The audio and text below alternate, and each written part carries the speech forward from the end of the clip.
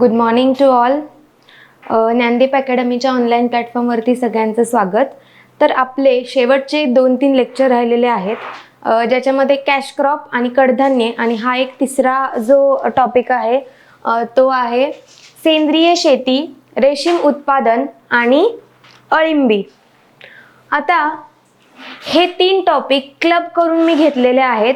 हे अशासाठी घेतलेले आहेत की ह्या टॉपिक्सवरती आयोगाने प्रश्न विचारलेले आहेत, आणि हे जे टॉपिक्स आहेत तर हे असे सगळीकडे विखुरलेले अशा पद्धतीचे होते. त्यामुळे एक एक कंटेंट जे आपल्यासाठी महत्त्वाचं आहे ते कलेक्ट करून मी हा टॉपिक घेण्याचा प्रयत्न केलेला आहे.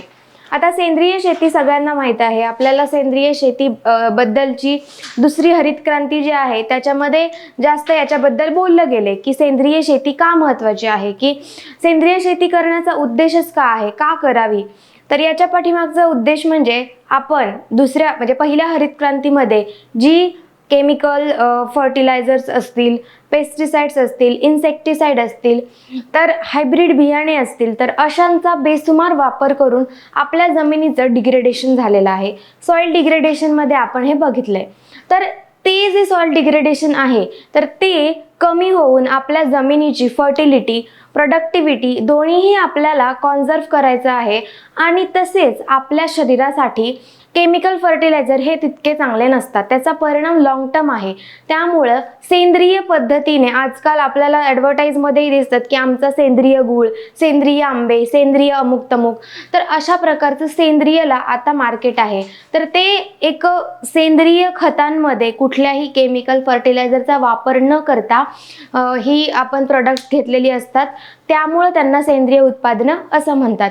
तर या सेंद्रिय शेतीचा अभ्यास आपण एक सिस्टमॅटिक पद्धतीने काय काय तत्व त्याची आहेत, कशा पद्धतीने सेंद्रिय शेती केली जाते आपल्याला माहीत असतं, बट एक्झॅक्टली सायंटिफिक टर्ममध्ये आपण हे बघणार आहोत. त्यानंतर दुसरं आहे रेशीम उत्पादन. एक मराठवाड्याच्या काही भागांमध्ये रेशीमची शेती केली जाते आणि ते एक चांगलं उत्पादनाचा सोर्स म्हणूनही पाहिला जातो. तर हे रेशीमचं कशा पद्धतीने शेती केली जाते. आणि तिसरं आहे अळिंबी. आता मशरूम आपल्याला माहीत आहे, परंतु मशरूमलाच मराठीत अळिंबी असं म्हणतात. तर मशरूम बद्दल आपण थोडी माहिती बघणार आहोत. तर चला मग स्टार्ट करूया. आता सेंद्रिय शेतीची संकल्पना सगळ्यात पहिले बघूया, काय आहे एक्झॅक्टली सेंद्रिय शेती म्हणजे. तर शेती व्यवसायात जास्त उत्पादनाच्या हव्यासापोटी रासायनिक खते, त्यानंतर कीटकनाशके, तणनाशके, अवाजवी वापर यामुळे निसर्गातील मूलभूत साधन संपत्तीच्या घटकावरती परिणाम झालेला आहे. ओके, विपरीत परिणाम झालेला आहे.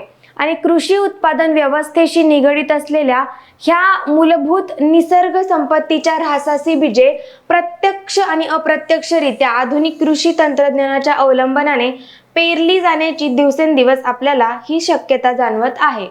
उदाहरणार्थ काय, तर आपण बघितलं, मी तुम्हाला सांगितलं की सेंद्रिय शेती करण्याची का गरज आहे. ती संकल्पना समजून घेताना आपण बघितलं की कशा पद्धतीने आपण रासायनिक खतांचा, रासायनिक कीटकनाशकांचा वापर अनियंत्रित केल्यामुळं जमिनीतील जी सेंद्रिय कर्ब आहे तर त्यात घट झाली आहे. अन्नद्रव्यांचा, न्यूट्रिएंट्सचा ऱ्हास झालाय. अन्नद्रव्यांच्या प्रमाणात असंतुलन आहे. माती व पाण्याचे प्रदूषण आहे. जमिनीत उपयुक्त जीवाणूंचे प्रमाण व त्यांच्या विविधतेचा ऱ्हास होणे व त्यामुळे रोग आणि किडीच्या समस्येत वाढ होतीये. एक्झॅक्टली प्रॉब्लेम काय होतोय हे समजून घेऊया की जमिनीतील सेंद्रिय कर्बात घट होतीये, अन्नद्रव्यांचा ऱ्हास होतोय, अन्नद्रव्यांच्या प्रमाणात असंतुलन होतंय, पाणी आणि मातीचेही प्रदूषण होत आहेत, आणि जमिनीतील जे युजफुल बॅक्टेरिया आहेत, उपयुक्त जे जीवाणू आहेत तर ते सुद्धा कमी होते. बेसिकली जो जमिनीचा एक बॅलन्स आहे, जे एक संतुलन आहे, तर ते संतुलन बिघडत आहे. तर ते संतुलन का बिघडत आहे, तर याच्यामध्ये एकतर पहिलं आपलं सेंद्रिय कार्बाचं घट होत आहे. त्यानंतर न्यूट्रिएंट्स जे आहेत, आपण न्यूट्रिएंट्स टॉपिकमध्ये बघितलेत कोणते कोणते न्यूट्रिएंट्स आहेत, तर त्या न्यूट्रिएंट्सचा सुद्धा ऱ्हास होत आहे. आणि जमीन आणि पाणी याचं प्रदूषण आपल्याला माहीतच आहे. जेवढे आपण जास्त केमिकल फर्टिलायझर्स वगैरे इन्सेक्टिसाइड्स यूज करू तर ते पाण्याद्वारे जमिनीत जातात आणि मग जमीन आणि माती आणि पाणी या दोन्हीचंही प्रदूषण होतं, जे की हानिकारक आहे. आणि या सगळ्यांचा परिणाम म्हणून काय होतं की आपली ही जी जमीन आहे त्यातले जे आपले उपयुक्त जीवाणू आहेत, बॅक्टेरिया आहेत, तर त्यांचा उपयुक्त बॅक्टेरियांचे प्रमाण कमी होते आणि विविधतेचा जी बायोडायव्हर्सिटी आहे तर त्याचा ऱ्हास होतो. अशा पद्धतीने असं होतं. आता या सर्व प्रश्नांवरती आपल्याला काय करायचंय तर सेंद्रिय कर्बाचा पुरवठा संतुलित करायचा हा एक उत्तम पर्याय आहे. सेंद्रिय शेतीमध्ये काय होतं की आपण जो सेंद्रिय कर्ब आहे तर त्याचा पुरवठा संतुलित करतो. काय करतो? सेंद्रिय कर्बाचा पुरवठा हा आपण संतुलित करतो आणि तेच संतुलन आपल्याला राखायचंय. त्यामुळे हा एक चांगला आणि उत्तम पर्याय आहे, जे की आपण बघितलं की कशी आपल्या जमिनीची सायकल ही बिघडलेली आहे त्याला व्यवस्थित करण्यासाठी. सातत्याने अधिक उत्पादन देणारी ठराविक पिके वर्षानुवर्षे जर त्याच जमिनीत घेतली तर पिकांचे उत्पन्न तर कमी मिळतेच, परंतु नवीन रोग आणि किडी याचा सुद्धा शिरकाव होतो. सध्या रोग आणि किडीच्या बंदोबस्तासाठी एकाच प्रकारच्या बुरशीजनक आणि कीटकनाशकांचाही वापर झाला आहे. जसं की मी तुम्हाला सांगितलं की ही एक सायकल आहे आणि काय होतं बऱ्याचदा की हरित क्रांतीमुळं ज्या आपल्याला पिकांमधनं जास्त उत्पादन मिळतं, ज्या पिकांचा आपल्याला फायदा होतो अशी पिके जास्त घेतली जातात आणि त्यामुळे मोनोक्रॉपिंग होतं. मोनोक्रॉपिंग म्हणजे एकच पीक घेणे. तर मोनोक्रॉपिंग झाल्यामुळं एक किडीचा प्रादुर्भाव आपण म्हणू शकतो की तो किडीचा प्रादुर्भाव जास्त होतो. आता एकच जर क्रॉप असेल तर सातत्याने आपण हरित क्रांतीमध्ये बघितलं की ज्या पिकांचं आपल्याला उत्पादन चांगलं मिळतं तशाच पद्धतीची आपण पिके घेतो. तर यामुळे काय होतं की एखादा जो कीड असेल तर ती किंवा एखादा रोग असेल तर रोग त्या पिकांना होतो आणि हळूहळू ते जे रोग जे पॅथोजन्स आहेत तर त्याला ते रेजिस्टंट होतात. त्यामुळे एकच पीक सातत्याने घेतल्यामुळे सुद्धा आपल्या ह्या जमिनीचा ऱ्हास होतो आणि त्यामुळे काय होतं की एकाच प्रकारचं बुरशीनाशक आणि कीटकनाशक हे वापरलं जातं. त्यामुळं ही जे मी तुम्हाला सांगितलं की त्यांची रेजिस्टंट पॉवर वाढत जाते. हे जे रोगजंतू आणि किडी आहेत तर त्यांची प्रतिकारक शक्ती ही वाढत जाते. त्यांची प्रतिकारक शक्ती वाढत गेल्यामुळं ती नवीन औषधांना सुद्धा आटोक्यात आणणे अवघड जाते आणि यावरच उपाय म्हणून सेंद्रिय पद्धतीने आपण पीक संरक्षण केलं पाहिजे. तर आतापर्यंत आपण बघितलं की कशा पद्धतीने सेंद्रिय शेती आपल्यासाठी महत्त्वाची आहे. तर काय झालंय हे कॉन्सेप्ट समजून घेणं महत्त्वाचं आहे की मी तुम्हाला सांगितलं आपल्या शेतीचा उद्देश आता प्रॉफिटेबिलिटी म्हणजे काय नफा होतोय ते महत्त्वाचं आहे. ज्या पिकांमधलं भरघोस उत्पादन मिळतंय, ज्या पिकांमुळे फायदा होतोय तर तीच पिके वर्षानुवर्षे घेऊन मग काय होतं की अशी पिके घेतल्यामुळं आपण त्याच्यावरती काही रोग येतात ते सुद्धा रोग राहतात आणि मग आपण त्यासाठी उपाय म्हणून एकच कीटकनाशक आणि बुरशीनाशक वापरतो. तर त्यामुळं काय होतं ते रेजिस्टंट होतात आणि मग नवीन औषध जरी आपण टाकलं तरी सुद्धा त्यांनाही हे आटोक्यात आणणं अवघड जातं. म्हणून आपण उपाय काय केला पाहिजे तर सेंद्रिय पद्धतीने पीक संरक्षण हा इथे आपण उपाय बघतोय. तर याच पार्श्वभूमीवर सुधारित सेंद्रिय शेतीची संकल्पना पुढे आली आहे. सेंद्रिय शेती पद्धतीमुळे काय काय होतं तर एक्झॅक्टली काय असतं सेंद्रिय शेतीमध्ये? सर्व प्रकारची रासायनिक खते आणि औषधांचा वापर पूर्णपणे बंद करून सेंद्रिय पदार्थांचा वापर केला जातो. सेंद्रिय म्हणजे कोणती? ऑर्गॅनिक पदार्थांचा वापर केला जातो. केमिकल्स, खते आणि औषधे यांचा पूर्ण वापर बंद करून आपण काय करतोय? पूर्णतः सेंद्रिय प्रकारचे बियाणं वापरतोय. त्यानंतर आता सेंद्रिय शेतीचे व्यवस्थापन आता आपल्या ह्या सेंद्रिय शेतीचं जे व्यवस्थापन, जे मॅनेजमेंट आहे, तर हे व्यवस्थापन म्हणजे काय असतं? सेंद्रिय शेतीचं व्यवस्थापन म्हणजे ऑर्गॅनिक फार्मिंगचं मॅनेजमेंट हे काय आहे? तर निसर्गातील जी विविध तत्व आहेत तर त्या तत्वांच्या उपयोगावर आधारित आहे. आपण पाहिलंय की अलीकडे केमिकल फर्टिलायझर्स ते सगळं प्रमाण वाढल्यामुळं ते कुठेतरी निसर्गाची तत्वाच्या विरोधात आहे. म्हणजे आपण आपल्या हव्यासा पोटी हे सगळं केलं आहे. आपले फूड सिक्युरिटी, आपण म्हणतो की अन्नधान्य सुरक्षा हा त्यावेळेसचा कळीचा मुद्दा होता. त्यावेळेस आपण आयात करत होतो. परंतु असं जरी असलं तरी सुद्धा ते केल्यामुळं आपण त्यावेळेसची ती गरज होती, परंतु आता सध्या याचा परिणाम आपल्याला दिसायला लागलाय. त्यामुळं आपण निसर्गाच्या तत्वांकडे परत जाणं हे गरजेचं आहे. तर ही जी आहेत सेंद्रिय शेती, तिचं जे व्यवस्थापन आहे तर ते निसर्गाच्या तत्वांवरतीच बेस आहे. कसं आहे? निसर्गातील विविध तत्वांच्या उपयोगावर आधारित आहे. या पद्धतीत काय होतं? तर रासायनिक जी खतं आहेत तर त्या रासायनिक खतांचा वापर कमी करून कृषी उत्पादनावर आधारित उद्योगातून निर्माण झालेल्या सेंद्रिय पदार्थांच्या अधिकाधिक आणि कार्यक्षम पद्धतीने वापर केला जातो. आपल्याला काय करायचंय? तर काय करायचंय आपल्याला? रासायनिक खतांचा वापर हा कमी करायचा आहे. सेंद्रिय शेतीमध्ये रासायनिक खतांचा वापर कमी करायचा आहे आणि कृषी उत्पादनावरच जे आधारित उद्योग आहेत, म्हणजेच ते प्रोडक्ट्स हे ऑर्गॅनिक असणार आहेत, तर त्या प्रोडक्ट्सचा, त्या सेंद्रिय पदार्थांचा जो अधिकाधिक आणि कार्यक्षम पद्धतीने वापर केला जातो. त्याकरता काय? काडी कचरा असेल, धसकटे असतील, तण असेल, जनावरांचे मलमूत्र असेल, अवशेष असेल इत्यादी शेतात किंवा शेताबाहेर कुजवून सेंद्रिय खताची निर्मिती करायची आहे. काय करायचंय आपल्याला? सेंद्रिय खताची निर्मिती करायची आहे. ते म्हणजे कशी करायची आहे? तर आपण बघितलं की जे आपण कृषी उत्पादनावरती आधारित जे उद्योग आहेत तर त्या उद्योगातून निर्माण झालेले जे सेंद्रिय पदार्थ आहेत त्यांचा कार्यक्षमतेने आणि अधिकाधिक आपल्याला वापर करून घ्यायचा आहे. आणि जी काडी कचरा असेल, धसकटे असतील, तण असेल, जनावरांचे मलमूत्र असतील तर ते शेतात किंवा शेताबाहेर कुजवून आपल्याला खताची निर्मिती करायची आहे. कोणत्या खताची? सेंद्रिय खताची.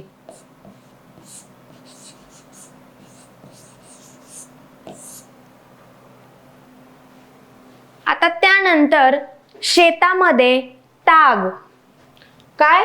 ताग, त्यानंतर ढेंचा, हे ढेंचा आहे. यासारख्या हिरवळीच्या खतामध्ये आपण बघितले कोणती कोणती हिरवळीची खतं आहेत. तर जी ताग किंवा ढेंचा ही हिरवळीच्या पिकांची पेरणी करून ती आपल्याला जमिनीत गाडायची आहेत.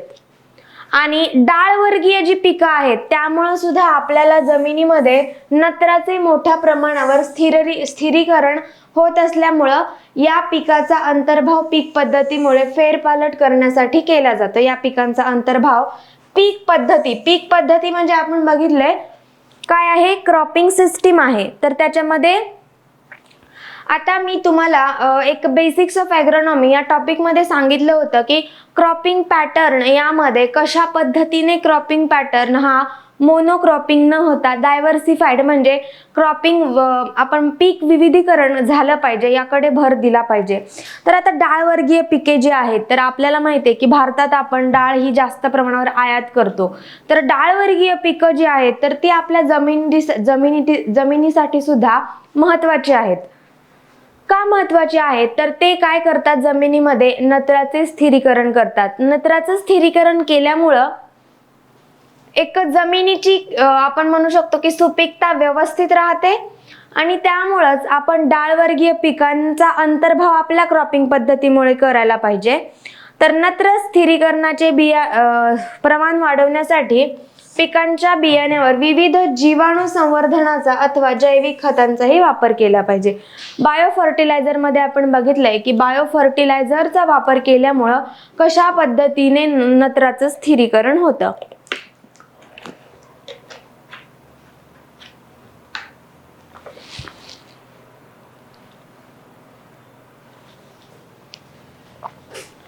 त्यानंतर आपल्याला बघायचंय सेंद्रिय शेतीची एक्झॅक्ट व्याख्या. सेंद्रिय शेती म्हणजे सजीव पर्यावरणीय रचना आणि जीवनचक्रास म्हणजे लाईफ सायकलला. मी तुम्हाला सांगितलं की सेंद्रिय शेतीमध्ये आपण जी निसर्गातील तत्वे आहेत तर त्या तत्वाला धरून आपल्याला शेती करायची आहे. तर यामध्ये काय आहे तर सजीवांची जी पर्यावरणीय रचना आहे म्हणजे जे सजीवांची जी रचना आहे, ज्या पद्धतीने आपल्या एन्व्हायरमेंटचं स्ट्रक्चर आहे. आपण एन्व्हायरमेंट टॉपिक मध्ये बघतो की कशा पद्धतीने आपली फूड चेन आहे, कशा पद्धतीने आपल्या एन्व्हायरमेंटचं स्ट्रक्चर आहे. तर ती रचना आणि जीवनचक्र म्हणजे काय, लाईफ सायकल. तर लाईफ सायकल याला आपल्याला काय समजून घ्यायचंय आणि रसायनांचा वापर टाळून एक एकात्मिक शेती पद्धती करायची आहे. काय करायचंय, एकात्मिक शेती पद्धती ही करायची आहे. सिक्कीम सरकारने 2025 पर्यंत संपूर्ण राज्य सेंद्रिय शेतीखाली आणण्याचे ध्येय ठरवले आहे. सेंद्रिय शेती सध्या 110 देशांमध्ये केली जात असून तिचा हिस्सा तथा प्रमाण हे वाढतच आहे. आपण बघितलंय की बदलती जीवनशैली असेल किंवा त्यामुळे जे रोगराई वाढत आहे, ज्या पद्धतीने आपल्याला लाईफ सायकल डिसऑर्डर होत आहे, त्या पद्धतीने आपल्याला एक शाश्वत शेतीकडे वळणं किती महत्त्वाचं ठरलेलं आहे. त्यामुळे जवळजवळ 110 देशांमध्ये अशा प्रकारची शेती केली जाते. आता सेंद्रिय शेतीचे मी तुम्हाला सांगितलं की जी निसर्गातील तत्व आहेत तर ती निसर्गातील तत्व समजून घेऊन आपल्याला शेती करायची आहे. तर निसर्गातील तत्वांमध्ये पहिलं तत्व आहे आरोग्याचं तत्व. काय आहे, आरोग्याचं तत्व. आता आरोग्याचं तत्व म्हणजे काय, सेंद्रिय शेतीमध्ये जे महत्त्वाचं आहे तर ते आरोग्याचं तत्व म्हणजे काय तर ते आपण बघूया. तर माती, हवा, धान्याची रोपे, पशु, पक्षी, मनुष्य, प्राणी आणि निसर्ग चक्र यांचे आरोग्य वाढविणे हा सेंद्रिय शेतीचा उद्देश आहे. कोणताही रासायनिक पदार्थ न वापरल्यामुळे हे आरोग्यास पोषक आहे. पहिलं तत्व आपल्याला सेंद्रिय शेतीमध्ये जपायचंय ते म्हणजे आरोग्याचं तत्व. तर कशाचं आरोग्य व्यवस्थित राहिलं पाहिजे तर माती, हवा, धान्याची रोपे म्हणजे जे पण काही आपलं सगळं शेतीमध्ये आहे, माती आहे, पाणी आहे, धान्याची रोपं आहेत, पशु आहेत, पक्षी आहेत, अशा सर्वच आणि मनुष्य, प्राणी आणि निसर्ग चक्र म्हणजे आपल्या ज्या निसर्गामध्ये सगळ्या गोष्टी आहेत, ज्या पण काही गोष्टी आहेत त्या सगळ्यांचा बॅलन्स आपल्याला ठेवायचा आहे. ईश्वराने आपल्याला किंवा एक जे पण आहे, ज्या शक्तीने आपल्याला बनवलेलं आहे तर त्याच्यावरती फक्त आपण सर्वाधिकार न गाजवता सर्व जे आहेत त्यांचा बॅलन्स व्यवस्थित राखून आपण शेती करायची आहे. हे पहिलं आरोग्याचं तत्व आपल्याला सेंद्रिय शेतीमध्ये जपायचंय. तर यामध्ये सर्व जे आहेत हे सगळे पशु, प्राणी, माती, हवा, पाणी अशा सर्व घटकांचे आरोग्य आपल्याला वाढवायचे. हा पहिला हेतू आहे, हे पहिलं तत्व आहे.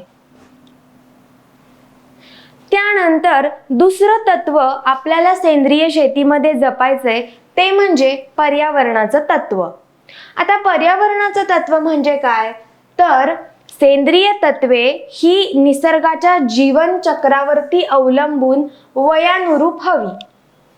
आता ही सेंद्रिय तत्वे जी आपण वापरणार आहोत आपल्या सेंद्रिय शेतीमध्ये तर ती कशाला अनुसरून आपल्याला बनवायची आहेत तर निसर्गाचं जे जीवनचक्र आहे त्याला अनुसरून आणि जीवसृष्टी जशी चालते त्याला धरून हवी, ज्यामुळे कोणतेही प्रदूषण होणार नाही. निसर्गाचं जसं चक्र चालतं, जसं निसर्गामध्ये पाऊस पडतो, निसर्गामध्ये एक प्रत्येक लाईफ सायकल्सच्या निसर्गामध्ये घडत असतात. आपला खडकांची रचना असेल, त्यातून माती निर्मिती असेल, बाकी पण सर्व ज्या आपल्या लाईफ सायकल्स निसर्गामध्ये घडत असतात. तर ही जी आपली सेंद्रिय तत्वे आहेत तर ती त्याला अनुसरून असावी. हे आपलं दुसरं सेंद्रिय शेतीचं तत्व आहे, पर्यावरणाचं तत्व. आणि महत्त्वाचं म्हणजे याच्यामध्ये लक्षात ठेवायचं की प्रदूषण होणार नाही, ही आपला मेन कन्सर्न आहे. त्यानंतर तिसरं तत्व आपण सेंद्रिय शेतीमध्ये बघतोय ते म्हणजे निष्पक्षतेचे तत्व. आता निष्पक्षतेचे तत्व म्हणजे काय, तर सेंद्रिय शेती ही निसर्गाच्या जीवनचक्रातील परस्परांच्या संबंधात कोणत्याही एका बाजूला नसावी. निष्पक्षपातीपणा याचा अर्थच काय होतो की कुणालाही एकाला जास्त एकाला कमी अशी वागणूक आपल्याला द्यायची नाहीये. सर्वांना एकाच समान ह्याच्यामध्ये आपल्याला ट्रीट करायचंय. तर ते जे आहे सेंद्रिय शेती, तर निसर्गाच्या जीवनचक्रातील परस्परांच्या संबंधात कोणत्याही बाजूला नसावी, ती कोणत्याही एका बाजूला नसावी, सर्वांना समान तत्वावरती तोलणारी असावी. तर निष्पक्षतेची ही खात्री असावी. अशा पद्धतीने हे तिसरं तत्व सेंद्रिय शेतीमध्ये आहे ते म्हणजे निष्पक्षतेचे तत्व. त्यानंतर चौथं तत्व आहे संगोपनाचं तत्व. काय आहे? संगोपनाचं तत्व.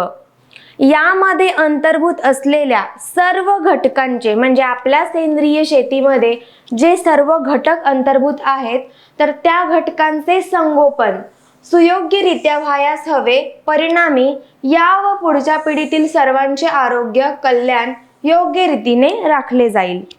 यामध्ये काय आहे तर जे सर्व घटक सेंद्रिय शेतीमध्ये आहेत तर त्यांचे जे संगोपन आहे तर ते संगोपन सुयोग्यरित्या व्हायला पाहिजे. कसं व्हायला पाहिजे? सुयोग्यरित्या व्हायला पाहिजे. आणि पुढच्या पिढीमध्ये सुद्धा सर्वांचे आरोग्य आणि कल्याण हे योग्य रीतीने व्हायला पाहिजे. असं हे संगोपनाचं तत्व आहे.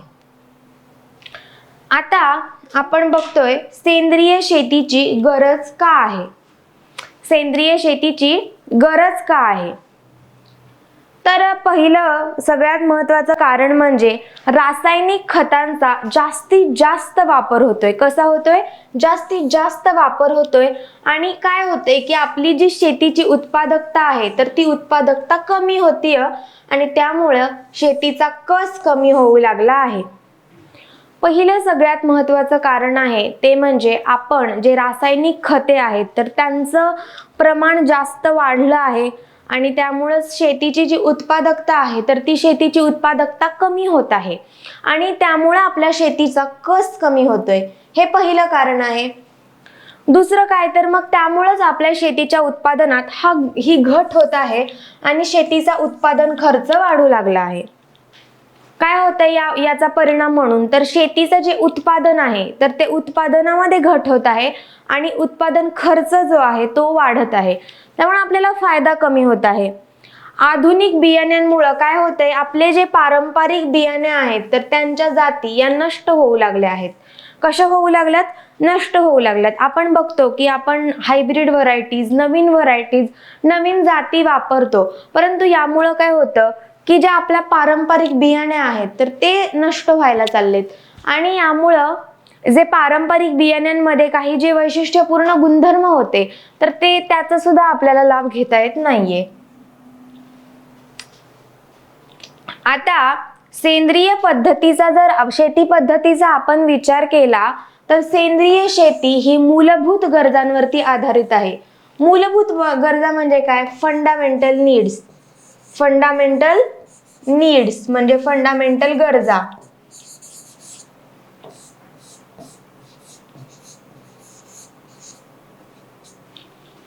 त्यासाठी सेंद्रिय शेती प्रधान देशातील प्रत्येक शेतकऱ्यांनी समजून घेतली पाहिजे. कारण की ती कशावरती आधारित आहे? मूलभूत गरजांवरती आधारित आहे. नवीन बियाणे आणि रासायनिक खत याच्या वापरामुळे शेती उत्पादनामध्ये वाढ होऊन 1966 नंतर हरित क्रांतीचे वारे वाहू लागले आणि सध्या त्यामुळे काय होतंय तर उत्पादन खर्चावरती वाढ होते हे आपण बघितलंय. आता वैशिष्ट्य बघायचे आहेत. काय असतात सेंद्रिय शेतीची वैशिष्ट्ये? पहिलं काय असतं वैशिष्ट्य सेंद्रिय शेतीचं तर स्थानिक गोष्टी म्हणजे लोकल ज्या गोष्टी आहेत त्या आणि पुनर्वापर करण्याजोग्या वस्तूंचा वापर.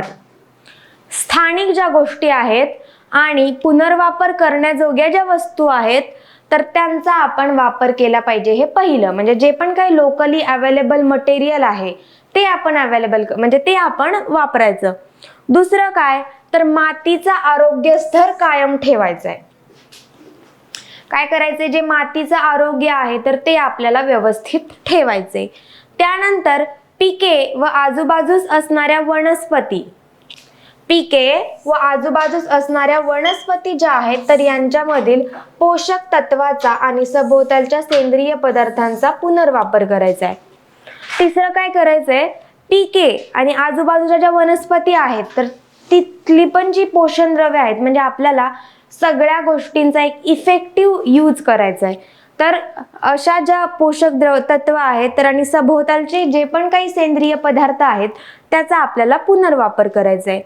आणि निसर्गाचे संतुलन कायम राखण्यासाठी अनैसर्गिक वस्तू, निसर्गाशी अनोळखी जीवांचा उपयोग नाही करायचा. जे अनैसर्गिक आहे, जे केमिकल आहे, आर्टिफिशियल आहे, अशा पदार्थांचा आपल्याला वापर करायचा नाहीये.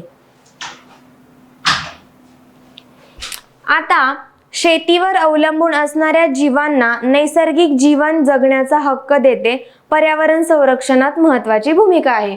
ही जी शेती आहे तर ही शेती काय करते, शेतीवरती अवलंबून जे जीव आहेत, गांडूळ असतील, बॅक्टेरिया असतील, जीवाणू असतील, तर या सर्वांना सुद्धा जीवनाचा अधिकार देते आणि त्यामुळं पर्यावरण संरक्षणही आपलं होतं.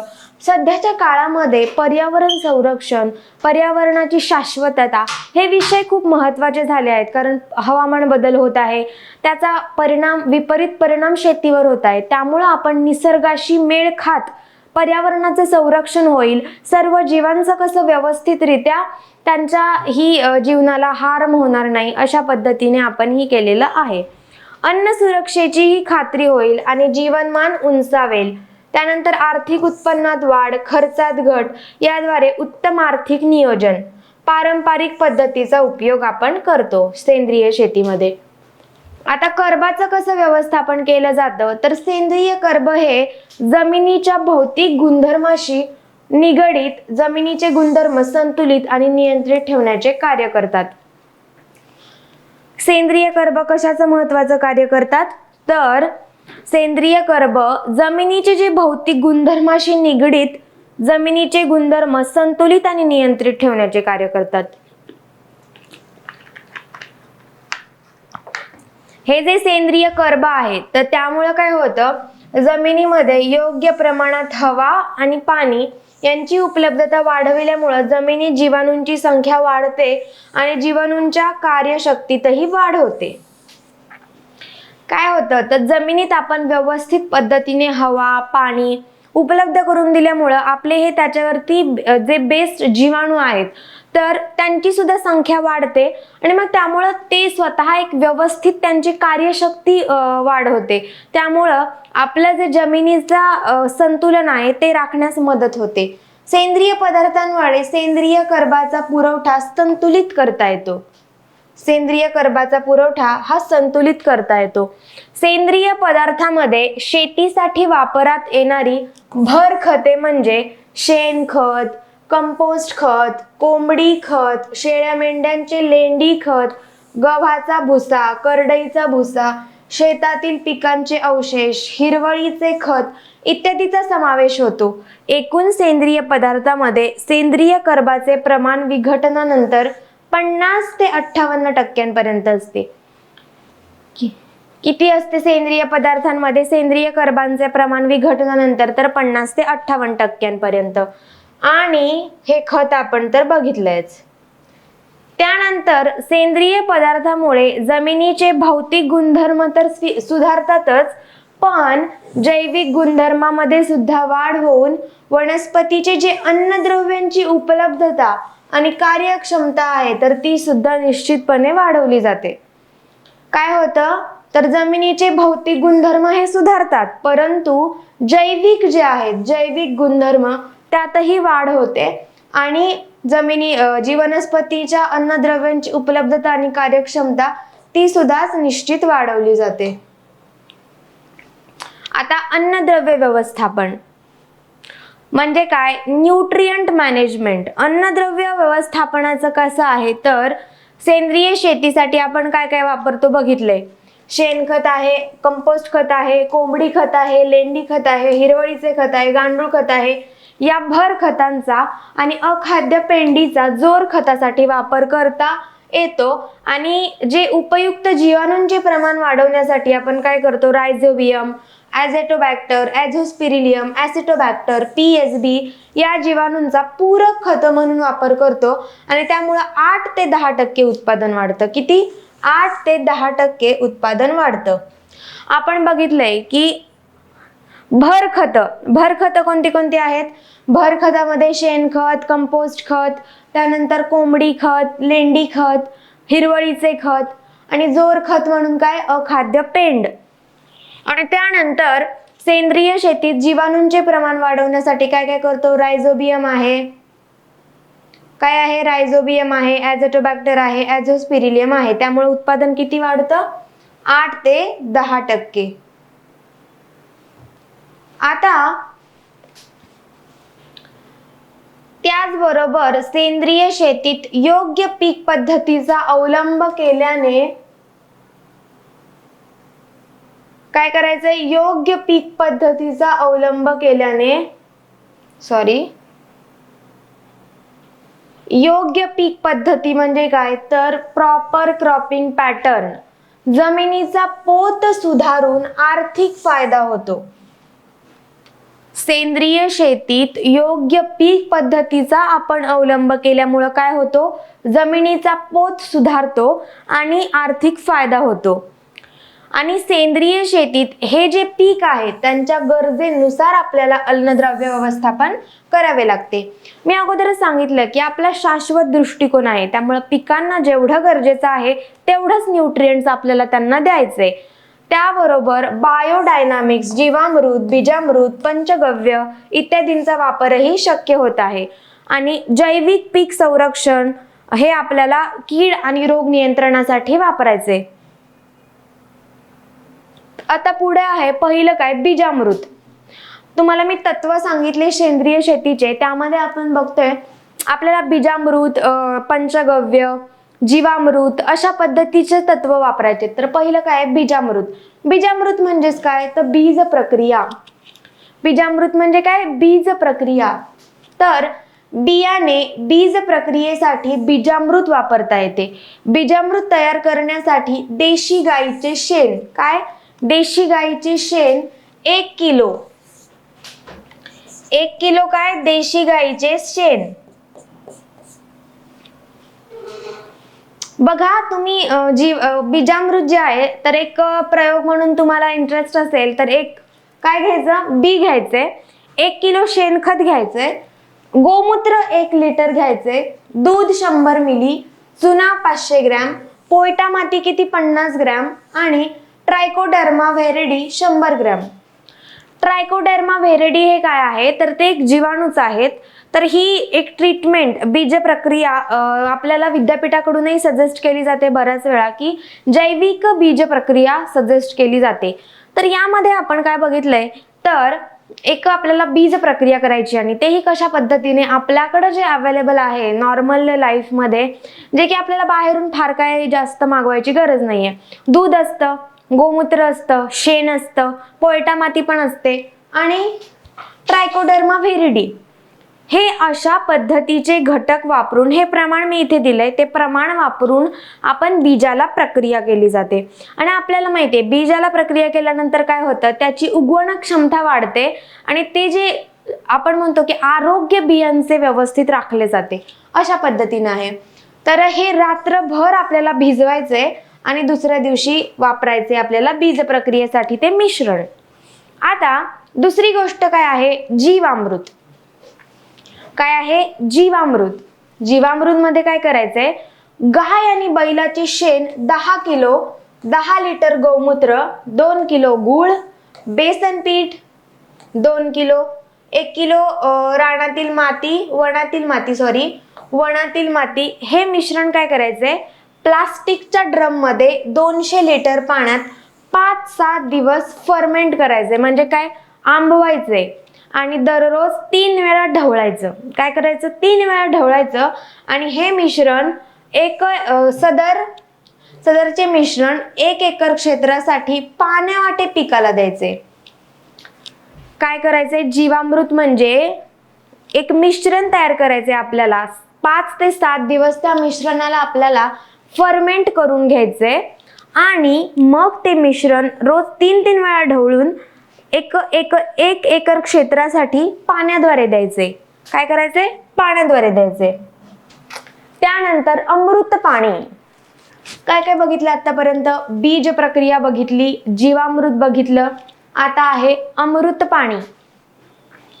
अमृत पाणी मध्ये काय आहे, गाईचे जे शेण आहे 10 किलो, गाईचे तूप 250 ग्रॅम, गूळ 500 ग्रॅम, हे मिश्रण 200 लिटर पाण्यात मिसळून तयार केलेले अमृत पाणी 30 दिवसाच्या अंतराने 1 एकर क्षेत्रासाठी पाण्याद्वारे द्यायचे.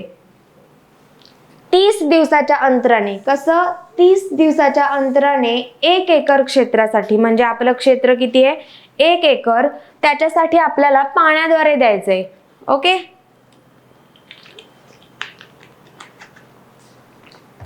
बघा आपण काय काय बनवतोय. आपण बीज प्रक्रिया केली, आपण जीवामृत केलं, अमृत पाणी केलं. अमृत पाणी मध्ये तूप आहे, लक्षात ठेवा काय आहे, तूप आहे, गूळ आहे आणि गाईचे शेण आहे 10 किलो.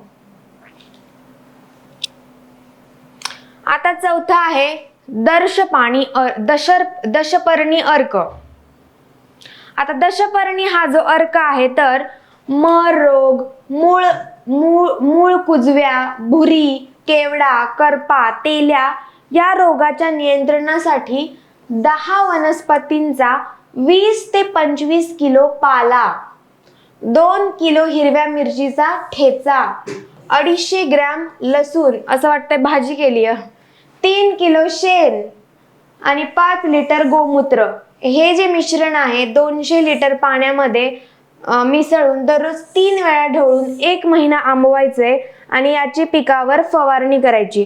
अशा प्रकारे 200 लिटर अर्कामधून गाळलेला 5 लिटर दशपर्णी अर्क, 5 लिटर गोमूत्र 200 लिटर पाण्यात मिसळून रोग आणि किडीच्या नियंत्रणासाठी वापरायचे. रोग आणि किडीच्या नियंत्रणासाठी दशपर्णी अर्क हा जो आहे तर हा आपल्या सेंद्रिय शेतीमधला एक महत्वपूर्ण दशपर्णी असं हे दर्प आहे. याच्यामध्ये बघितलंय आपण काय काय केलंय, मर रोग वगैरे ह्या रोगांवरती ते इफेक्टिव्ह असणारे घरच्या घरी आपण कीटकनाशक, रोगनाशक तयार केला आहे. आता 5वं काय आहे, पंचगव्य. पंचगव्यामध्ये काय आहे, शेण आहे, गोमूत्र आहे, गाईचे दूध, तूप, दही, हे असं 5 गोष्टींचं मिश्रण 7 दिवस अवलंबून 2 वेळा हलवावे आणि पंचगव्य 10 लिटर पाण्यामध्ये जमिनीवर पाण्यावाटे फवारावे. असं आपण 5 गोष्टी बघितल्या, ज्यामध्ये आपण बघितलं की तेच पदार्थ आहेत, थोडं एक कमी जास्त प्रमाणामध्ये आपण वाढवलंय, त्यामुळं त्याचा परिणामही तसाच आपल्याला मिळतो. पुढे आहे जैविक पीक संरक्षण, म्हणजे बायोलॉजिकल क्रॉप प्रोटेक्शन.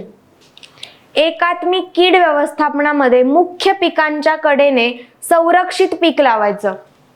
म्हणजे तुम्हाला एक जैविक पीक संरक्षण हे कसं करायचं असतं, तर एक आपलं प्रमुख पीक आहे आणि त्याच्यासोबत दुसरं एक पीक लावायचं, जेणेकरून रोगाला प्रतिकारक ते पीक ठरेल. त्या पिकाचा उपयोग काय आहे, आपल्या मुख्य पिकाला संरक्षण देणं. अशा पद्धतीने आपल्याला पीक लावायचंय. परोपकारी कीटकांचा वापर करावा, म्हणजे जे कीटक आपल्याला युजफुल असणारे, जे उपयोगी असणारे अशा पद्धतीच्या कीटकांचा वापर करायचा आहे. पीक व कीडनुसार निंबोळी अर्क, वेखंड अर्क, रुईचा अर्क यांचा फवारणी करता वापर करावा. पक्ष्यांना बसण्यासाठी पक्षी थांबे, मचाण, लिंग प्रलोभन, सापळे या बाबींचा उपयोग केल्यामुळे किडीचे चांगले नियंत्रण होऊन आर्थिक उत्पादनात भरघोस वाढ होते. काय काय करायचंय बघा, निंबोळी अर्क, वेखंड अर्क, रुईचा अर्क इत्यादी अर्कांचा वापर करायचा आहे. आणि पक्षी थांबे वगैरे तुम्ही बघितलं असेल, गावाकडे गेल्यानंतर एक पक्षी थांबे असं एक शेतामध्ये थोडे स्ट्रक्चर तयार करतात. अशा पद्धतीचं करायचंय, ज्याच्यामुळे आपलं व्यवस्थित कीड व्यवस्थापन होईल.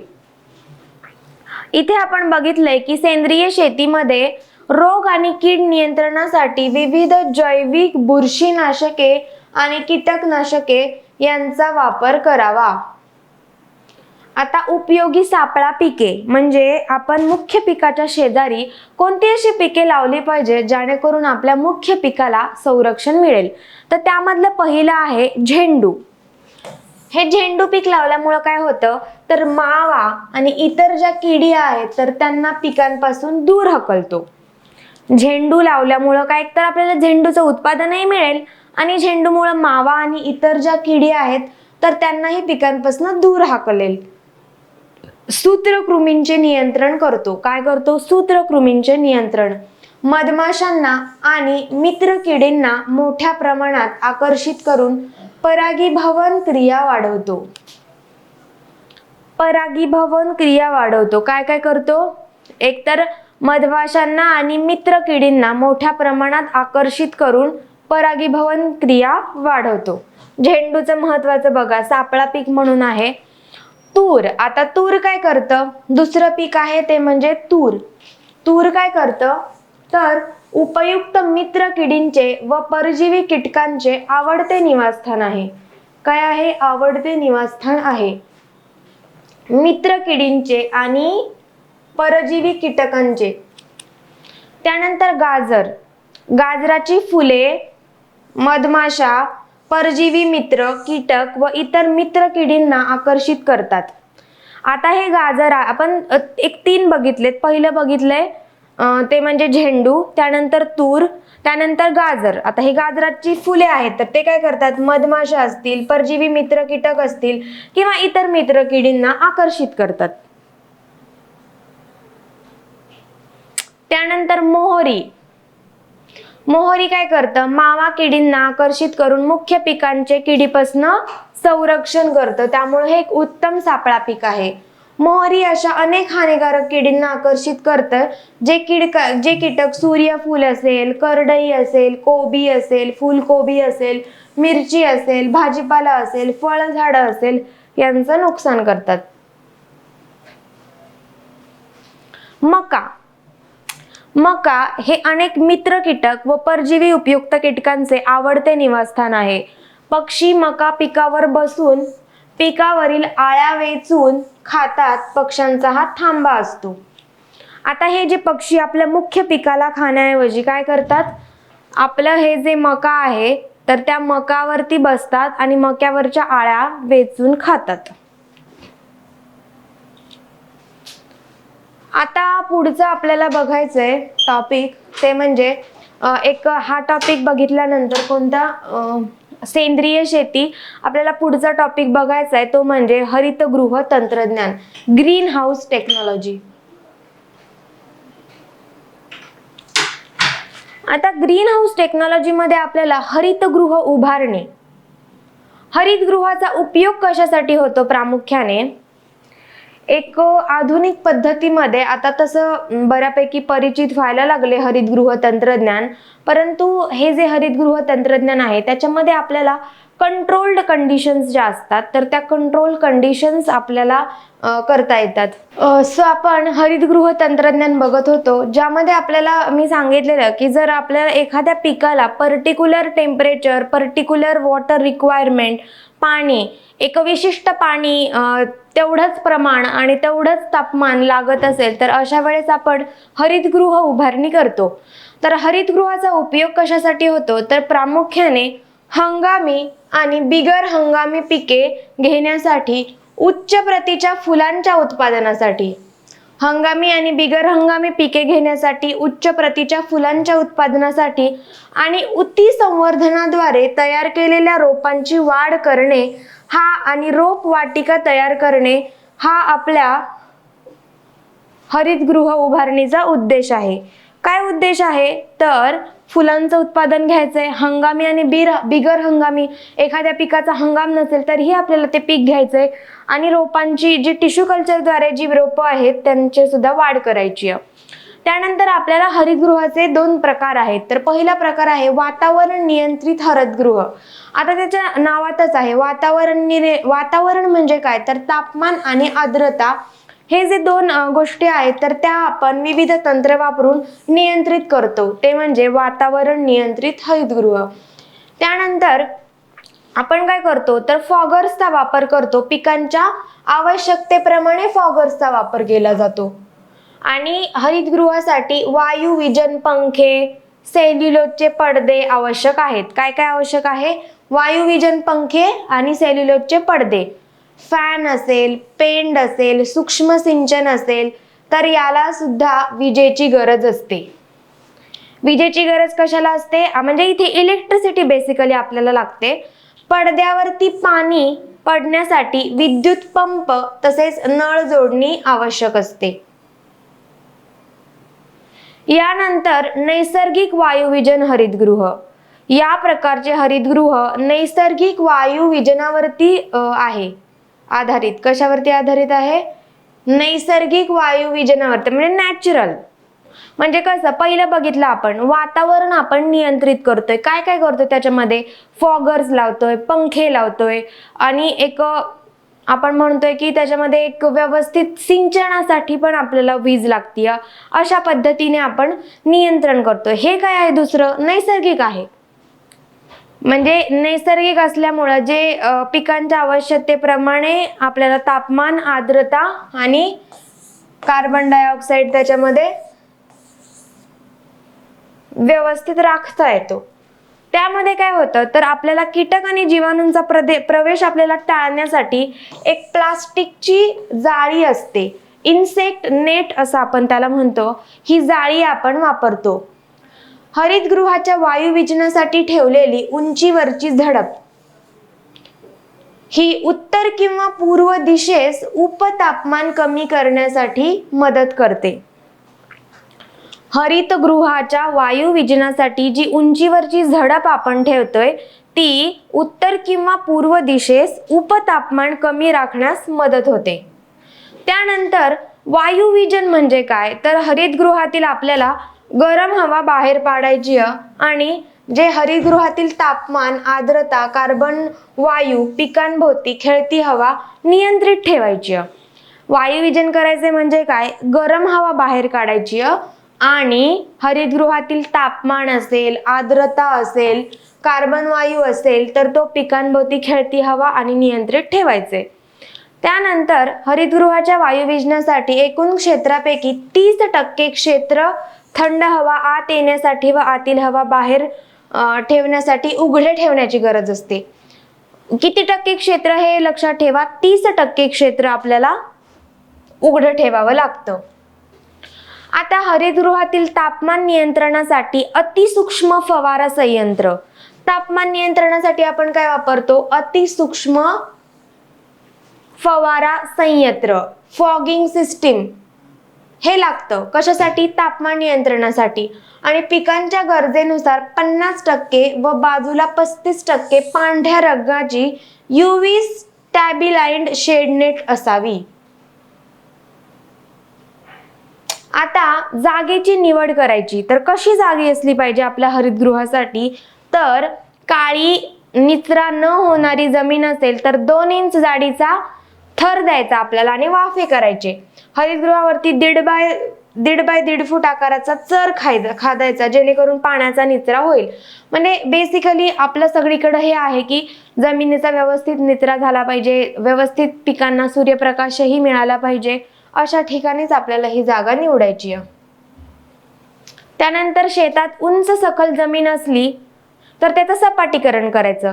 पाणथळ जागा वापरायची नाही, कारण की मोठ्या वृक्षाच्या सावलीत किंवा इमारतीच्या सावलीत पण नको, कारण मग सूर्यप्रकाश आपल्याला मिळणार नाही आपल्या हरितगृहाला. आता पाणी पुरवठ्याची सुविधा जवळपास असणे आवश्यक आहे. आपल्याला माहिती आहे जमिनीचा सामू 6.5, क्षारतेचे प्रमाण जास्तीत जास्त 0.1 ते 0.5, त्यानंतर मोहोज सेंटीमीटर इतके हे रिक्वायरमेंट आहे. आता दिशा ठरवताना दोन काय आपण लक्षात घ्यायच्यात गोष्टी. पहिलं म्हणजे की पुरेसा सूर्यप्रकाश मिळावा, म्हणूनच आपण बघितलं की इमारतीच्या आडोशास वगैरे आपलं हरितगृह नको. त्यानंतर धोका नसायला पाहिजे, हरितगृहास कोणताही धोका नसावा. या दोन्ही बाबींचा विचार करून दिशा दक्षिण उत्तर ठेवायची. त्यामुळे वरील झडप उत्तर पूर्व दिशेस येईल. अशा प्रकारे आपल्याला दिशा ठरवायची आहे. आता बघायचंय रेशीम उत्पादन काय आहे. रेशीम आपण वेगवेगळे तंत्रज्ञान बघतोय, ज्यामध्ये पहिलं सेंद्रिय शेती बघितलं, त्यानंतर आपण काय बघितलं, हरितगृह तंत्रज्ञान बघितलं, आणि आता आपलं चालू आहे रेशीम उत्पादन. रेशीम उद्योग काय आहे, एक कुटीर उद्योग आहे. त्यामुळं काय केलंय, महाराष्ट्र सरकारने विशेष प्राधान्य आणि सवलती दिलेल्या आहेत. या उद्योगामध्ये रोजगार निर्मितीची क्षमता आहे, उत्पादकता आहे, नियमित उत्पादन क्षमता आहे. 3 अंग आहेत. पहिलं काय, रेशीम किड्यासाठी अन्न निर्मिती. रेशीम किड्याच्या विविध जातीपैकी आता ते तत्व आहेत, त्यातलं पहिलं म्हणजे आता जे रेशीम उत्पादन आहे, रेशीम उत्पादनामध्ये आपल्याला बघायचंय की काय काय महत्वाचं आहे. तर आपण बघितलं की महाराष्ट्र सरकारने त्याला खूप चांगल्या सवलती दिल्या आहेत, कारण त्याने उत्पादकता वाढते, रोजगार निर्मिती वाढते. तर पहिलं आहे आपल्याला रेशीम किड्याची निर्मिती. आता रेशीम किड्याच्या विविध जातींपैकी बॉम्बिक्स मोरी पहिलं काय आहे, आपण बघितलं. महत्वाच्या बाबी काय, 3 अंग आहेत. त्यातलं पहिलं अंग आपण बघतोय, रेशीम किड्यासाठी आपल्याला अन्न निर्मिती करायची आहे. तर रेशीम किड्याच्या विविध जातींपैकी बॉबिक्स मोरी ही जी जात आहे ती सर्वात जास्त प्रचलित आहे. त्यासाठी तुतीच्या झाडाचा पाला अन्न म्हणून वापरतात. काय म्हणून वापरतात, तुतीच्या झाडाचा पाला. बॉम्बिक्स मोरी ही महत्वाची जात आहे. तुती लागवडीसाठी मध्यम ते भारी पाण्याचा निचरा होणारी जमीन जास्त फायदेशीर आहे. आता रेशीमचं जे अन्न आहे, तुतीच्या झाडाचा पाला, त्याच्यासाठी काय लागतं, मध्यम ते भारी जमीन, त्यानंतर पाण्याचा निचरा होणारी जमीन फायदेशीर आहे. एकदा लागवड केली तर तुतीला आपल्याला 15 वर्षे लागतं पाला, म्हणजे 15 वर्षे पाला मिळतो तुतीपासनं. त्यासाठी त्याला वेळेवर छाटणी, पाणी आणि खते द्यावी लागतात. आता दुसरं महत्वाचं तत्व आहे ते म्हणजे रेशीम किड्यांचे संगोपन. आता झालं रेशीम किड्याचं पहिलं अन्न झालं, आपण तुतीचा पाला लावला, 15 वर्ष तो टिकतो. आता आहे रेशीम किड्यांचे संगोपन. रेशीम किड्यांच्या संगोपनासाठी 0.4 हेक्टर जर तुतीची लागवड केली तर 1347 मीटर आकाराची खोली लागते. त्याला संगोपन घर असं म्हणतात. या किडीच्या अंडी, अळी, कोश आणि पतंग अशा 4 अवस्था असून संगोपनासाठी प्युअर म्हैसूर, NB4, D2 व हौसा म्हैसूर या जातीची अंडीपुंज मिळतात. आपण बघितलंय पहिलं जे आपण रेशीमचं अन्न बघितलं, तुतीचा पाला. त्यानंतर दुसरं बघतोय की आपल्याला किड्यांचं संगोपन करायचंय. आता किड्यांच्या संगोपनासाठी 0.4 हेक्टर तुतीची लागवड केली तर काय होतं, 1347 मीटर आकाराची खोली लागते आणि त्यालाच आपण संगोपन घर असंही म्हणतो. आता हे जे कीड आहे त्या किडीच्या अंडी, अळी, कोश आणि पतंग या 4 अवस्था आहेत. किडीच्या कोणत्या 4 अवस्था आहेत, पहिलं काय आहे, अंडी. नंतर दुसरं काय आहे, अळी. तिसरं काय आहे, कोश. आणि चौथं काय आहे, पतंग. अशा 4 अवस्था आहेत आणि संगोपनासाठी प्युअर म्हैसूर, NB4, D2 व हौसा म्हैसूर आपल्याला या जातीची अंडीपुंज मिळतात. आता एका अंडीपुंजात किती अंडी असतात, सुमारे 400 अंडी असतात. संगोपनासाठी महाराष्ट्रामध्ये संच पद्धतीचा वापर केला जातो. कोणत्या, संच पद्धतीचा वापर केला जातो. MCQ येऊ शकतो, लक्षात ठेवा. तो संच जो आहे, आता हे जे अंडी आहेत ते अंडी कशामध्ये टाकतात, एका संचामध्ये टाकतात. महाराष्ट्रामध्ये काय वापरतात, त्याच्यासाठी एक संच पद्धती वापरतात. आता ही जी संच पद्धती आहे तर त्या संच पद्धतीमध्ये आपण बघितलंय की तो संच कशापासून बनवतात, लाकूड आणि बांबूपासून बनवतात. कशापासून बनवतायत, लाकूड आणि बांबूपासून आपण तो संच बनवतोय. आणि त्यासाठी किती खण लागतात, तर खण किती लागतात, तर त्यासाठी 8 ते 10 खण लागतात व प्रत्येक खणात 9460 सेंटीमीटरचे लाकडी उथळ खोकी टेबलाच्या खणासारखे ठेवण्यात येतात. या खोक्यात अळ्यांना पाने खाऊ घालतात. या खोक्यात अळ्यांना पाने खाऊ, आपण जे तुतीची लागवड केली आहे, तुतीची पानं जी लागतात, तर ते तुतीची पानं कशासाठी लागतात? ह्या अळ्यांसाठीच तुतीची पानं लागतात. ह्या अळ्यांसाठीच तुतीची पानं लागतात. तर ह्या अळ्यांसाठी ही जी तुतीची पानं लागल्यामुळं या खोक्यात अळ्यांना पाने खाऊ घालतात आणि अळ्यांच्या अवस्थेनुसार खाद्य पुरवावे लागते. आता हे जे खाद्य आहे, ती अळीची अवस्था कोणती आहे त्याच्यानुसार आपलं हे रेशीम किड्यांचं खाद्य ठरतं. तर फांदी पद्धतीने अळ्यांना खाद्य देणे किफायतशीर असतं. कोणती पद्धत त्यापैकी जरा बेटर आहे? फांदी पद्धतीने अळ्यांना खाद्य देणे किफायतशीर ठरतं. त्यानंतर आपण पहिलं बघितलं की आपल्याला रेशीम किड्यांचं खाद्य होतं. त्यानंतर दुसरं काय होतं? आपल्याला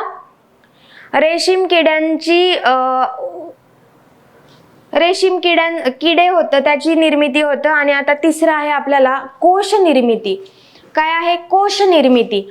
आता ज्या आपल्या अळ्या पूर्ण वाढलेल्या आहेत, तर त्यांना पिवळसर पांढऱ्या अवस्थेनुसार खाद्य पुरवावे लागते. डोके वर उचलतात त्या अळ्या आणि अशा वेळी त्यांना काय म्हणतात? कोशावस्थेत जाणार असे म्हणतात. जेव्हा ह्या अळ्या डोकं उचलू लागतात तेव्हा त्या कोशावस्थेत जाणार असं समजतात.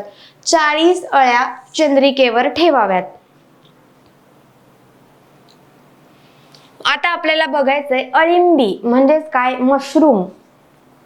अळिंबी म्हणजे काय? मशरूम. सगळ्यांना मशरूम माहिती आहे. काही काहींना मशरूम आवडतं, काही काहींना नाही आवडत, परंतु मशरूमची शेती ही खूप परवडते. काही म्हणजे मशरूम हे प्रोटीनचा व्हेजिटेरियन साठी महत्वाचा सोर्स आहे. त्यामुळे आपण मशरूमचं बघणार आहोत की मशरूमची कशा पद्धतीने लागवड केली जाते, काय काय गोष्टी आपल्याला ध्यानात धरायच्यात.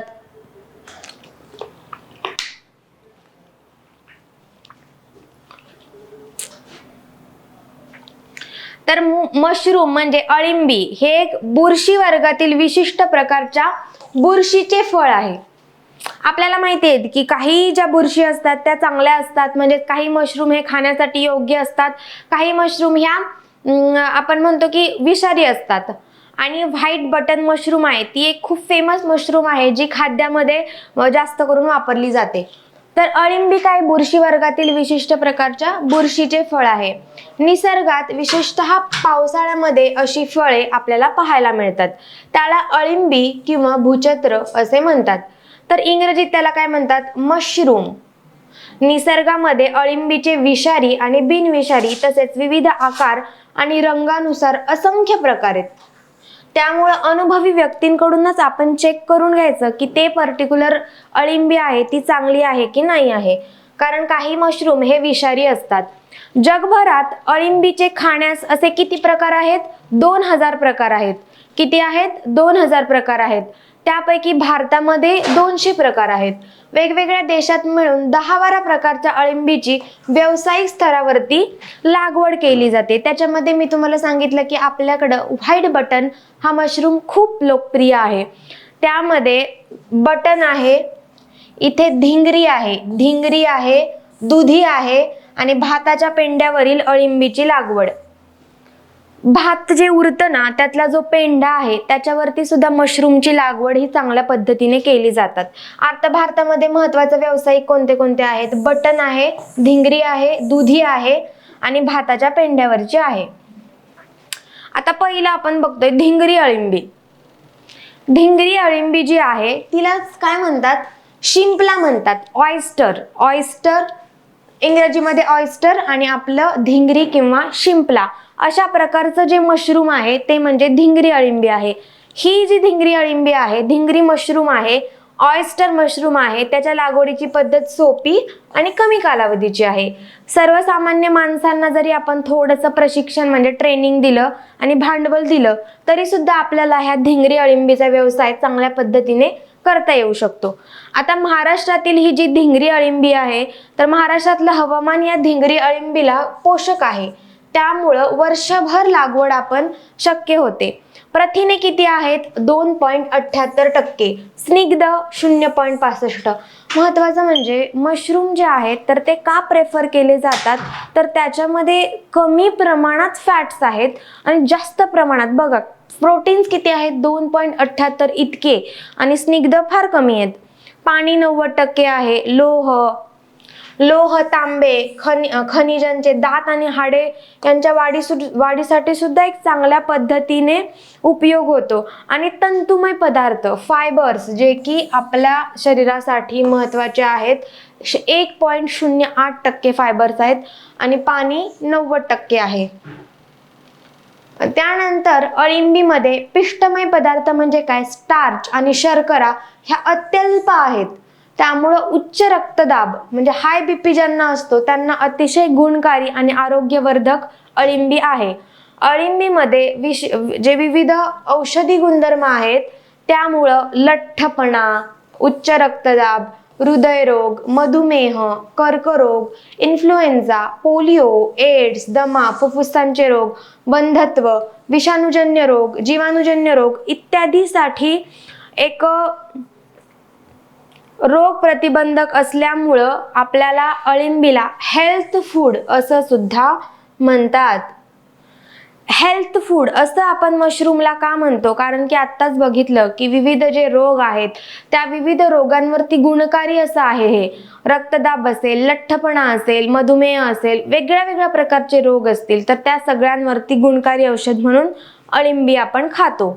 अळिंबीचे जे धिंगरी अळिंबीचे प्रकार आहेत, तर ते धिंगरी अळिंबीचे प्रकार रंग, रूप, आकारमान आणि तापमानाची अनुकूलता यानुसार आहेत. हे सर्व प्रकार प्लुरोटस या कुळातील आहेत. लक्षात ठेवा, प्लुरोटस या कुळातील आहेत. आता बियाणे. अळिंबीचे शुद्ध बियाणे लागवडीपूर्वी 1 ते 2 दिवस आणून त्याचा वापर करावा. फॉर्मेलिन म्हणजे जंतुनाशक आहे, त्याचा सुद्धा आपण इथे वापर करायला पाहिजे. आता अळिंबीची साठवणूक कशा पद्धतीने केली जाते? तर ताजी अळिंबी जी आहे तर ती छिद्रे पाडलेल्या प्लास्टिक पिशव्यामध्ये 1 दिवस टिकू शकते. ताजी अळिंबी किती दिवस? छिद्र पाडलेलं जे प्लास्टिक आहे त्याच्यामध्ये 1 दिवस टिकू शकते. फ्रीज मध्ये 3-4 दिवस टिकू शकते.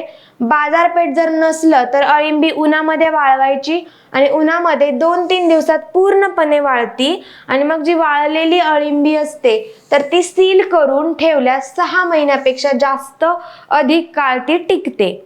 आणि वाळलेल्या अळिंबीचे जे वजन आहे तर ते ओल्यापेक्षा 1/10 इतकं कमी होतं. म्हणजे बघा किती लवकर आपल्याला मशरूमला विकायला लागतं. 1 दिवसच जास्तीत जास्त ते टिकू शकतं, आणि जर आपण फ्रीजमध्ये ठेवलं तर ते 3 ते 4 दिवस इतकं टिकतं. म्हणजे नाजूकच आहे जरा.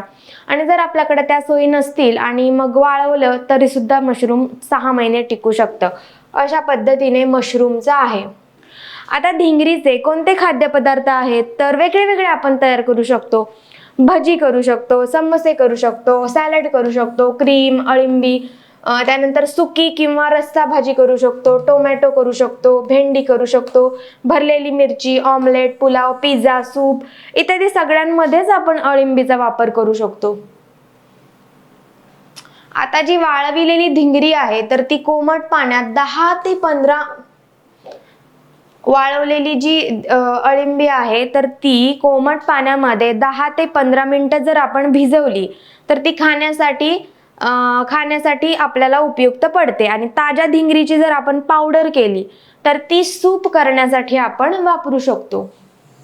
बाजारपेठ ताज्या व वाळलेल्या धिंगरी अळिंबीची नियमित खरेदी करणारे दलाल किंवा यंत्रणा असल्यामुळं वैयक्तिक पातळीवरती आपल्याला त्याची विक्री व्यवस्था केली जाते. इथे विक्री कशी केली जाते हे दिले मी तुम्हाला. वाळवलेली आपण बघितले की एक वाळवलेली आणि ताजी अशा दोन्ही पद्धतीचं आपल्याला मार्केट मिळतं.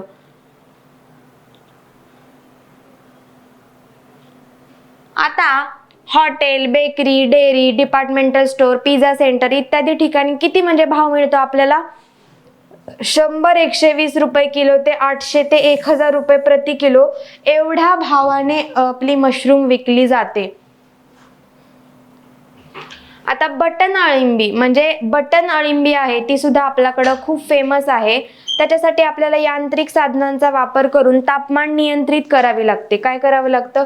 यांत्रिक साधनांचा वापर करून तापमान नियंत्रित करावं लागतं आणि मोठ्या प्रमाणात आर्थिक गुंतवणूक करावी लागते. रॅक्स असेल, कंपोस्ट यार्ड असेल इत्यादी सुविधांसह किमान प्रतिदिन 500 किलोग्राम अळिंबीची उत्पादन क्षमता असलेला प्रकल्प किफायतशीर असतो. या अळिंबीच्या उत्पादनासाठी कंपोस्ट दीर्घ आणि कमी मुदतीच्या अशा दोन्ही पद्धतीने वापरता येते. महाराष्ट्रामध्ये प्रामुख्याने कमी मुदतीच्या पद्धतीने कंपोस्ट तयार करतात. यामध्ये काय करतो आपण? गव्हाचे काड असेल किंवा भाताचा पेंडा असेल, ऊसाचे पाचट असेल, सोयाबीनचे काड असेल, अशा प्रकारचे पायाभूत पदार्थ वापरतो. घोड्याची, कोंबडीचे खत, युरिया, गव्हाचा कोंडा, जिप्सम इत्यादींनी सुद्धा आपण असं कंपोस्ट जे आहे तर ते दोन वेगळ्या वेगळ्या पद्धतीने तयार करतो. आता हे पहिल्या टप्प्यातील कंपोस्ट बद्दलची माहिती आहे. आता केसिंग हे जे आहे ते आपल्याला बघायचंय. केसिंग म्हणजे काय असतं? पेरणीनंतर आपण ब्रेडची 25 डिग्री सेल्सिअस तापमानावरती 15 दिवस उबवणी केली जाते आणि या काळामध्ये काय होतं? कंपोस्टवर अळंबीच्या बुरशीचा दाट थर तयार होतो. यावेळी बेडमधील जो कंपोस्ट आहे तो पृष्ठभागावर, हे ब्रेड नाहीये, बेड आहे, तर शेणखत आणि माती किंवा कोकोपीट यांचं सम प्रमाणात मिश्रण करायचं आणि मग हे केसिंगचा आपण थर द्यायचा. तर केसिंगच्या थराबद्दल ही माहिती आहे. एक्स्ट्राचं मी त्याच्यामध्ये दिलेलं आहे. बियाणं आपण बघितलं की जे बियाणं आहे तर ते आपण एक अळिंबी प्रकल्प कृषी महाविद्यालय पुणे इथनं आपण बियाणं घेऊ शकतो आणि त्याचा रेट किती आहे तर 90 रुपये आहे. त्यानंतर प्रशिक्षण, जेव्हा आपल्याला मशरूमसाठी प्रशिक्षण द्यावं लागतं तेव्हा डिंगरी लागवडीचे प्रात्यक्षिकासह प्रशिक्षण व मार्गदर्शन कृषी महाविद्यालय पुणे इथे कधी असतं? प्रत्येक महिन्याच्या पहिल्या बुधवारी सकाळी 10 ते संध्याकाळी 5 या वेळेमध्ये जर तुम्हाला धिंगरी अळिंबीचं प्रशिक्षण घ्यायचं असेल, तुम्हाला स्वतःला लागवड करायची असेल तर ते सुद्धा कृषी महाविद्यालय पुणेमध्ये आहे. तर अशा प्रकारे आपण एक 3-4 टॉपिक क्लबमध्ये घेतलेले आहे, ज्यामध्ये सेंद्रिय शेती, हरितगृह तंत्रज्ञान, रेशीम उत्पादन आणि अळिंबी लागवड. तर हे थोडंसं गो थ्रू करा, कारण की याच्यावरती एक 3-4 प्रश्न येण्याची नक्की शक्यता आहे. तर ह्याचे प्रश्न मी जास्त घेतले नाही आहेत कारण स्कॅटर्ड सगळ्या पद्धतीने होते, पण एक आयडिया असावी की काय आहे नेमकं, त्यामुळं आपण हा टॉपिक घेतलाय. तर हा टॉपिक आता इथेच एंड झालेला आहे. महत्त्वाच्या ज्या गोष्टी सांगितल्यात तेवढ्या करा. काही एक्स्ट्रा माहिती दिलेली आहे पण ती काय तेवढी जास्त गरजेची नाही, नाही केलं तरी चालेल, महत्त्वाचं फक्त लक्षात ठेवा. त्यानंतर आता 1-2च लेक्चर राहिलेले आहेत, सो पुन्हा लेक्चरला भेटूया. तोपर्यंत थँक्यू.